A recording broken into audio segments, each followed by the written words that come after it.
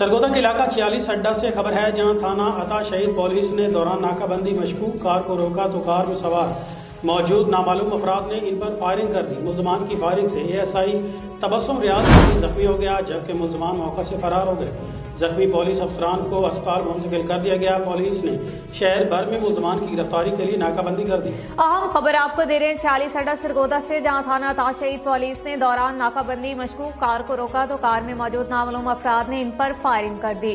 मुल्जमान की फायरिंग से एएसआई तबस्सुम रियाज शदीद जख्मी हो गया, जबकि मुल्जमान मौका से फरार। जख्मी पुलिस एहलकार को अस्पताल मुंतकिल कर दिया गया है। पुलिस ने शहर भर में मुल्जमान की गिरफ्तारी के लिए नाकाबंदी कर दी। मजीद इस पर बात कर लेते हैं अपने नुमाइंदे आसिफ अली से। जी आसिफ अली, बताइएगा इस वाक़या के बारे में।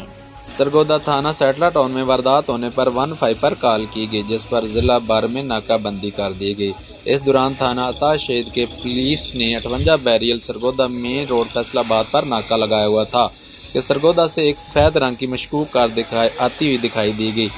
इसको रोकने की कोशिश की गई तो कार में बैठे मुसल्लह अफराद ने फायरिंग शुरू कर दी, जिसकी जर्द में आकर थाना अता शहीद के एएसआई तबस्सुम रियाज शदीद जख्मी हो गए, जिनको फौरी तौर पर DHQ 46 अड्डा अस्पताल में मुंतकिल कर दिया गया।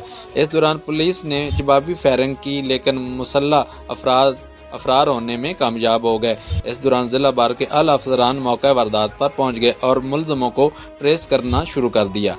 बहुत शुक्रिया आसिफ अली, आप हमें तफसीलात देते हैं। अफसोसनाक खबर सरगोदा